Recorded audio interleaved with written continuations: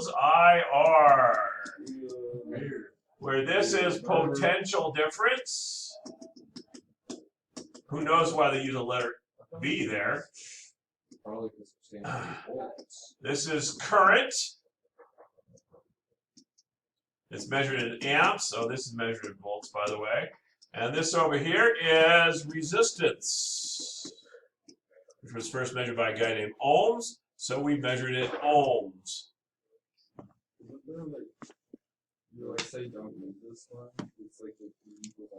We're getting there.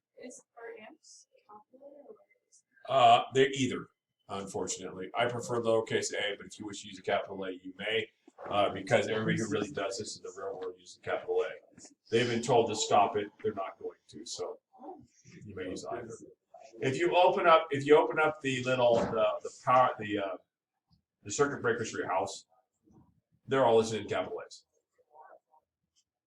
Because that's what electricians have been using amps since before physicists came along and said you can't use those capital A's, that's wrong. And yeah, whatever. Get over it. So, power version. P equals IV is the official formula used by people who don't know how to do power problems. It is an extraordinarily dangerous formula because this V right here is voltage drop. So I delta V. Okay, so it's a delta V between the 2 points you're talking about. This power over here is measured in watts, which is good news because we like power measured in watts. I recommend you use this formula exactly 0 times. I recommend instead you go P equals I squared R. That is the official Mr. Resny version. You'll find that at about every other test, they give you 1 point for simply converting this into this in the problem. And you can start there and get that point without even bothering to write that down. Yes, sir. Could you use P equals I Totally. You can use this formula as much as you like. You're on your own though. This is legit. Right now at UNR, they're teaching children to use this for power. How much power? Legit. They're doing this right now. And it's the way it was written down historically. It's historic. It's right. The problem is if I do this with you, you'll never forget it's a voltage drop. It makes some problems longer, which is a pain in the neck. But for everyone it makes it longer, it's going to make you right on the next problem. Okay, so it's just, yeah. All right, we have 1, 2, 3 practice problems to do. Then we'll start playing some more. Go.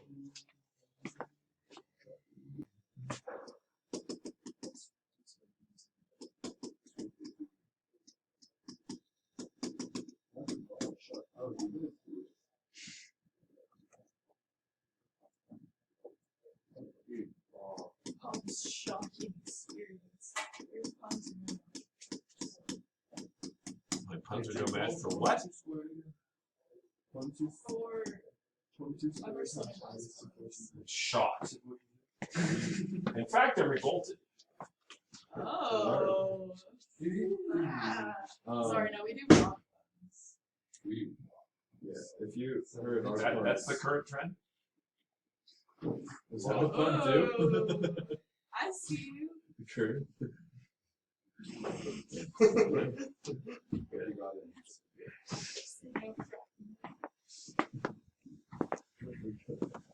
I know, so sad. We could put it in the intro. I just don't think it's funny. Although some of you guys don't Blow through 2 and 3, let's go. All right.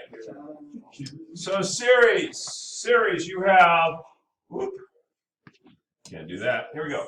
Series, here's my battery and my voltage source. I have a resistor followed by another resistor. That is series. That's what series looks like. Looks like. Parallel. Looks like this.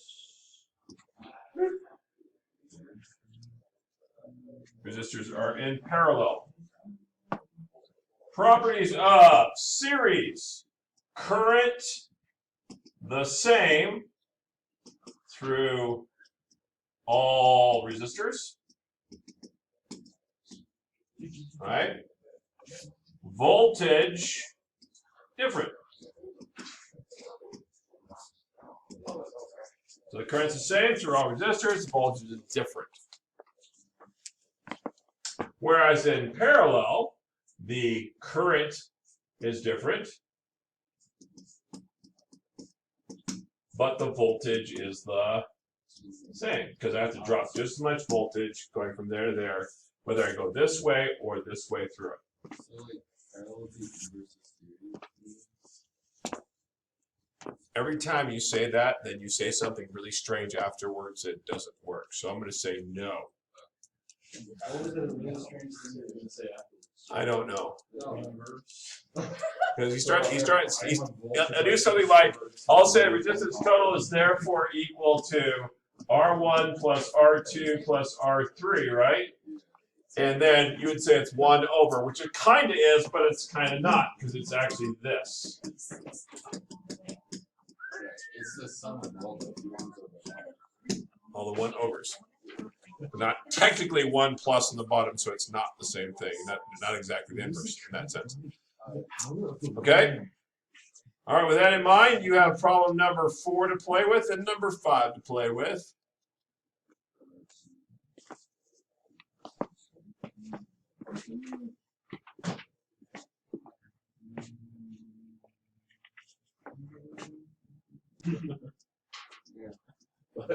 Distance yourself from temptation.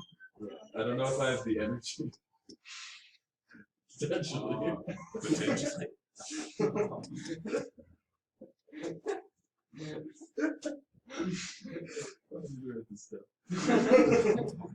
Talent.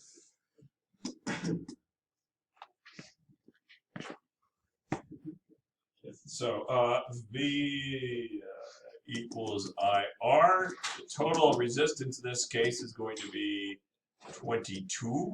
Voltage is 110. So my current would be 5 amps.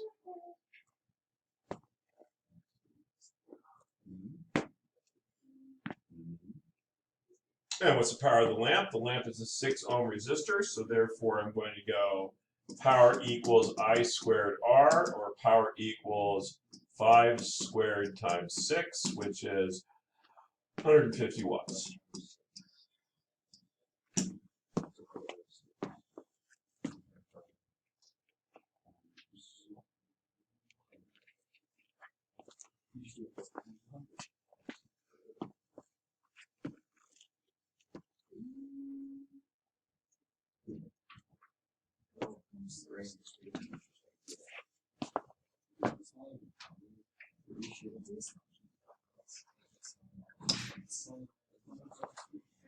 Probably that up there. What did you say? I really It's twice.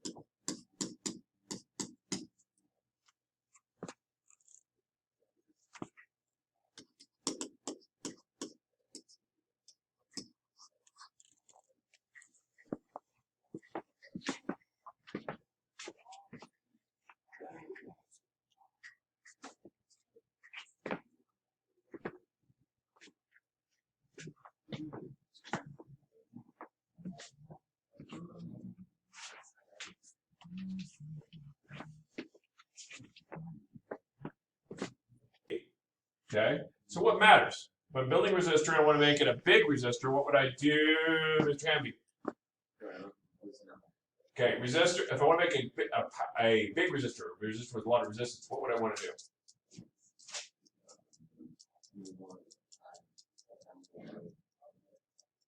So you'd want something that is resistive, right? And so we need something that's resistive. We're going to call that quality resistivity.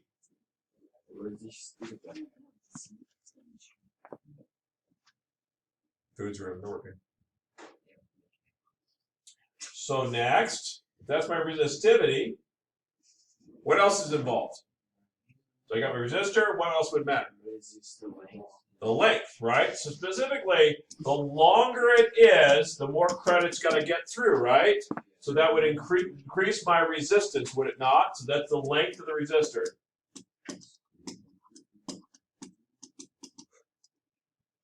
And then you said area. Why does the area matter? Because then the electrons They get spread away from each other, right? So area actually decreases the resistance, right? The bigger the area, the less resistance I have. So I put an A down here. And I slap an R over here. This is area. And that's cross-sectional, right? Yeah. Probably should put a dash there. It's a little weird looking that way. Okay, and that's going to be resistance in ohms, right? So that's length, that's meters squared. So resistivity has got to be in terms of ohms times meters to cancel out all the units. Oh, I just want to go home and watch some resistivity. Resistance is futile. All right. We will stop there because you guys aren't doing much anyways. And